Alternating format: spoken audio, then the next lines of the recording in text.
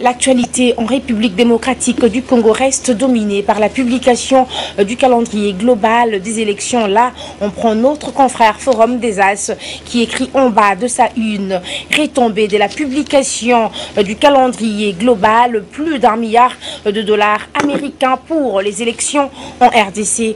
Dans le même registre, le vrai modérateur écrit en sa une: publication du calendrier global des élections, la présidentielle le 27 novembre 2016. Tout à fait autre chose avec CNews qui écrit en bas de sa une: Muyambo, la Scodé et la solidarité katangaise exigent sa libération dans l'immédiat. Voilà tout pour les titres, mesdames, messieurs. Bienvenue à cette revue de presse. Bonsoir, Forum des As ouvre cette revue de presse et titre en bas de sa une: plus d'1 milliard de dollars américains pour les élections en RDC, quand on sait que le budget national est des 9 milliards de dollars américains. Comment le gouvernement pourrait-il réunir cette somme faramineuse pour organiser les élections dans les délais constitutionnels?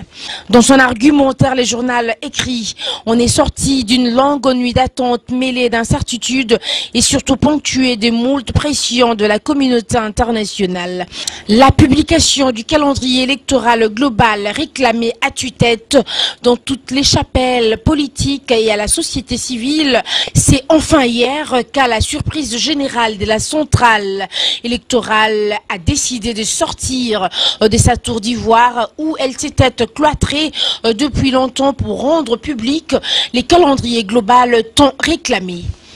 Officié par le rapporteur de la CENI, Jean-Pierre Kalamba, la grandiose cérémonie a eu lieu au siège de la CENI sur le boulevard du 30 juin à Kinshasa. On retient grosso modo que les séquençages des différentes étapes respectent bel et bien les prescrits de la Constitution du 18 février 2006 qui prévoit à l'article 73 la convocation du corps électoral 90 jours avant la fin de la mandature en cours.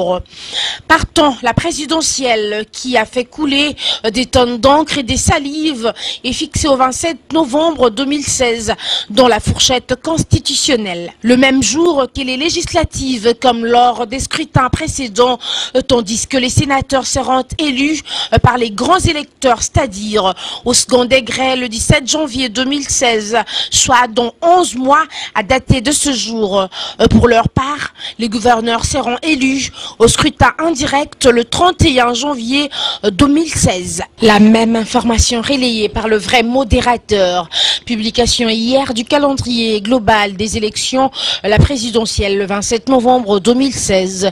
Au journal de poursuivre, les esprits peuvent s'apaiser aujourd'hui après la publication hier par la Commission électorale nationale indépendante CENI du calendrier global des élections. La présidentielle et les législatives sont prévues le 27 novembre 2016. La proclamation des résultats provisoires de l'élection présidentielle aura lieu le 7 décembre 2016.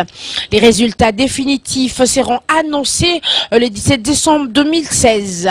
Les nouveaux chefs de l'État prêtera serment le 20 décembre 2016. Et par ailleurs, la CENI a annoncé que les élections provinciales, municipales, urbaines et locales auront lieu le 25 octobre 2015. Les résultats seront annoncés le 10 décembre. Les sénateurs seront élus le 17 janvier 2016 alors que l'élection des gouverneurs et vice-gouverneurs aura lieu le 31 janvier 2016, précise le journal. En attendant, le président de la CENI, Abbé Apollinaire Malou Malou, a eu à déclarer que l'organisation de ces élections nécessitera 1,145,408,604 dollars américains. Il s'est exprimé en ces termes après avoir échangé avec le Premier ministre. Nous avons mis en place une commission qui a avancé un budget global des élections qui s'élève à 1,145,408,604 64 000 $ américains. Les élections coûtent cher en RDC. Le rapporteur de la CENI, Jean-Pierre Kalamba Moulamba, a cependant prévenu que la tenue de tous ces scrutins dépendrait d'un certain nombre de contraintes devant être levées avant une date critique pour chacune d'elles. Pour la présidentielle et les législatives, il a cité au nombre de ces contraintes l'exécution du plan de décaissement de fonds nécessaires à l'organisation des scrutins, la mise à jour du fichier électoral ou encore le vote et la promulgation du projet de loi de la répartition des sièges des députés sur les territoires nationaux. Tout à fait autre chose avec CNews qui titre en bas de sa une: Muyambo, la Scodé et la solidarité katangaise exigent sa libération dans l'immédiat.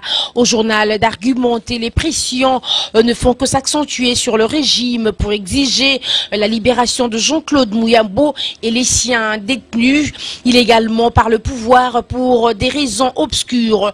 La Scodé, solidarité RD congolaise pour la démocratie et les développements via son secrétaire général adjoint Chéché Maloba, et la solidarité katangaise conduite par son coordonnateur Crispin Luambois ont, au cours d'une conférence de presse conjointe, exigé à Joseph Kabila la libération de Jean-Claude Muyambo et de ses collaborateurs Cyril Doé Moupampa, secrétaire général de la Scodé, Augustin Moulongoy, détenu à la prison centrale de Makala. Au journal d'ajouter, ces deux structures disent à Kabila de peser de tout son poids pour libérer ces derniers avant que la situation ne se détériore à Lubumbashi, dans tous les Katanga et sur toute l'étendue du pays, comme c'était à Kinshasa et d'autres villes pendant les jours troubles du 19 au 26 janvier. Dans leur déclaration, les Muyamboïstes laissent entendre que l'incarcération de Muyambo est la preuve du déclin d'un système dictatorial pendant la Deuxième République, lit-on dans l'adresse de la Scodé et de la solidarité katangaise qui affirme qu'ils mouilleront maillot jusqu'à la libération de Muyambo et ses collaborateurs faits prisonniers de Kabila suite à leur point de vue contre son quelconque maintien au pouvoir au-delà de son mandat qui prend fin en 2016. C'est donc tout pour cette revue de presse, mesdames, messieurs, bonsoir. C'est par cette note que nous mettons un terme à cette revue de presse, mesdames, messieurs.